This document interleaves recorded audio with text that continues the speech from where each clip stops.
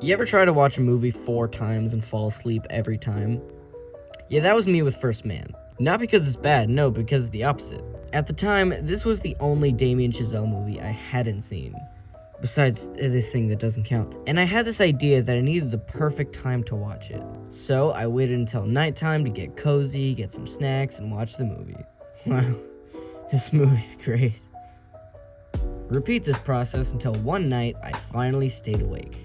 Up until this point, the whole movie had been pretty good. But that was just kind of it. Pretty good. And don't get me wrong, there's nothing wrong with the movie that's pretty good. It just wasn't on the same level as the other masterpieces.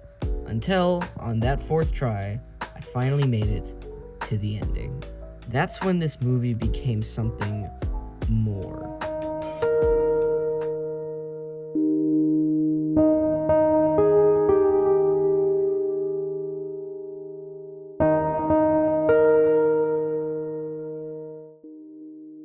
It isn't until the ending of a movie that you realize just how carefully every scene has been building up to it. Let's move into the analysis of the ending. Why it works, what it says, and why it elevates the whole movie. As soon as Neil walks off the ship, the camera changes, and the whole style of the film is much more wide and cinematic. The moon footage is shot on IMAX. It's wide, epic, cinematic. Every frame looks like it could be a painting. And yet, it feels empty. These broad landscape shots with essentially nothing in them besides himself and the lander are amazing, but just so cold and distant. It's practically black and white, the only colors being the visor on his helmet. Then, Neil looks over the landscape and something in him shifts. He remembers. We cut to his family, and suddenly, the movie explodes into color, like saturated, borderline comical color. It's warm, glowing, tangible.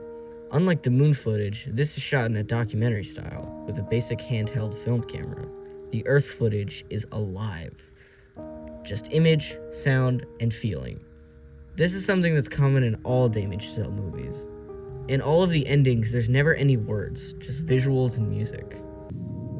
Sounds cheesy, but trying to end like a movie with just kind of pure cinema, not trying to overstuff the ending with dialogue, but just trying to let you've kind of done a lot of your mechanical storytelling to get you to this point, and so ideally by that last stretch you should be able to just let it flow, just let it sing, just let it be what it is, whether it's a musical number or a wordless sequence between two people.